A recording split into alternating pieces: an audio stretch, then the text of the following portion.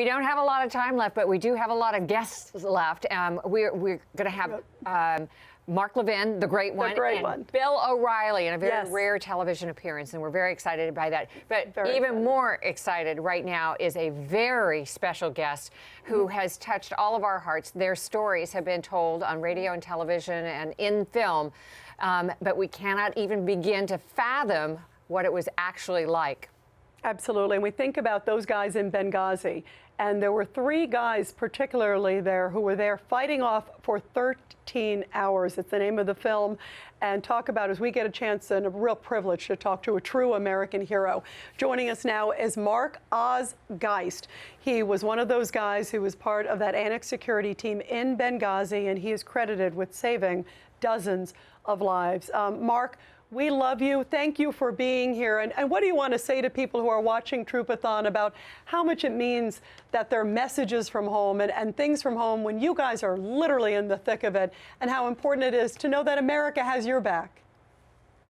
You know, and that's what it is. It's about America having our back, because we know, and we love to let them know that we have their back, and we do it by our service, our sense of dedication to this country, and the love that we have for this and protecting the people that are all of this country. I mean, and it's not the left or the right, it's everybody.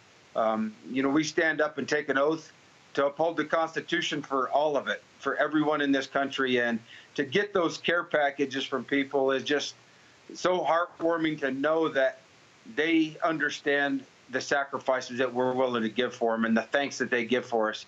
And, you know, I don't know if you can really put it into words on exactly how you feel.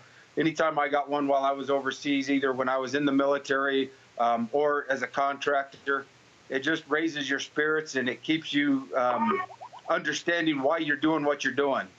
You know, it's not often that we actually get to hear the stories that many military men and women live, because sometimes they're either top secret or there isn't a clearance, but we know your story and we know your heroism, and we know that we are very, very grateful as a nation to what you did and what others have done.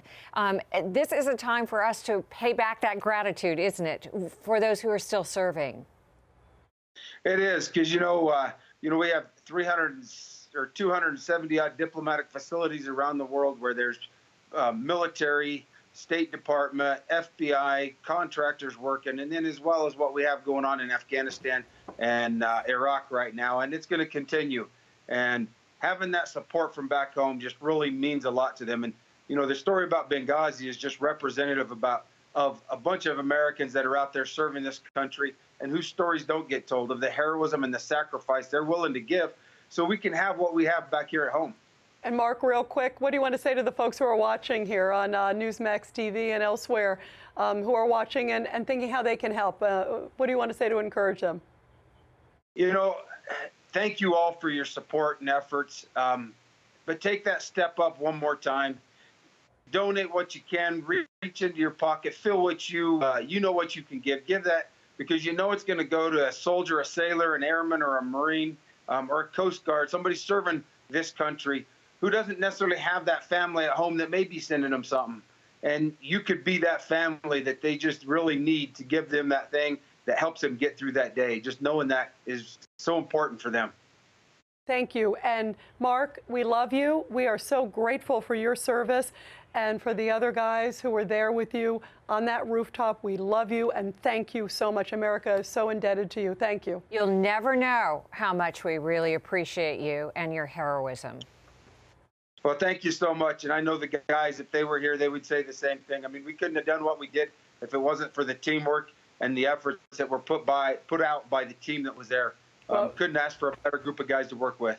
Bravo. Thank you. Bravo. Thank you. God bless you. We love you, Mark. Thank you so much. And you think about, God, the guts of Mark and his colleagues and what they were doing. And that's a reminder, you just heard from him, how much it means to send a care package to somebody like that. And there's so many other great stories out there like those heroes of Benghazi.